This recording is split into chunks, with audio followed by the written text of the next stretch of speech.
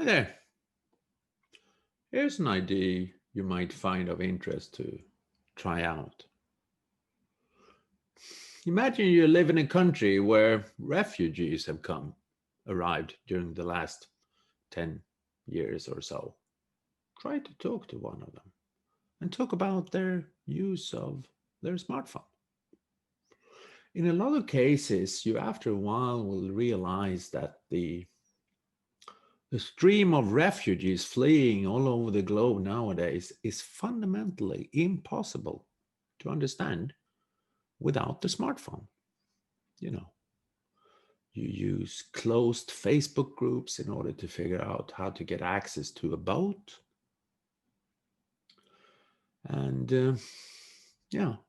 imagine just for the case of it, I got 4 children. If I at this second was about to flee and my children also, of course, I would spend huge amounts of money, the few money I actually had, in order to give them an iPhone or something else that actually made it possible for me to connect to them. And yes, I would definitely use an encrypted service in order not to get noticed where I am. So what I'm trying to say is that refugees are actually, compared to a lot of places on the globe, definitely compared to a lot of tax-savvy students, for instance, in my country, Sweden, are extremely advanced users of digital tools. And I think this is a good example showing something. You know, we've had smartphones quite a long time at this moment, and we've had the internet for quite a long time at this moment. So imagining that age or gender or education being related to ICT savvy a person is, sorry, but that idea is way gone. Here's a small example of that.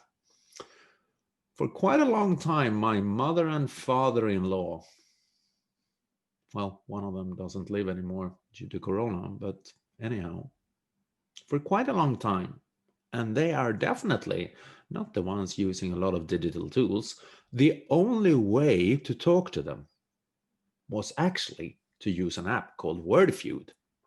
It's about crosswords. And they love playing crosswords. And that crossword, Wordfeud, has a chat channel. And that's where we spoke. Could you help me buy this during the evening? They never answered.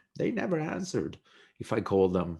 And no, they were not on Facebook either. So in that sense, they were extremely ICT savvy.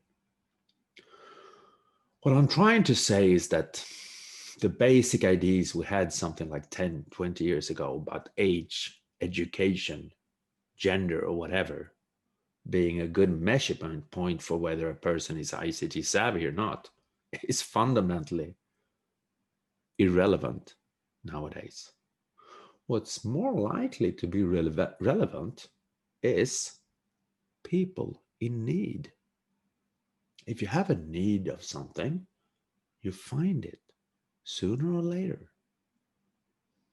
And that means if you work in a certain segment and want to find people who's extremely ICT savvy in that field, try to figure out who's the ones that can gain something from it or is in heavily need of having it. And then you'll find a lot of interesting people all over the globe that most consultants or analysts never think of. Really cool, isn't it?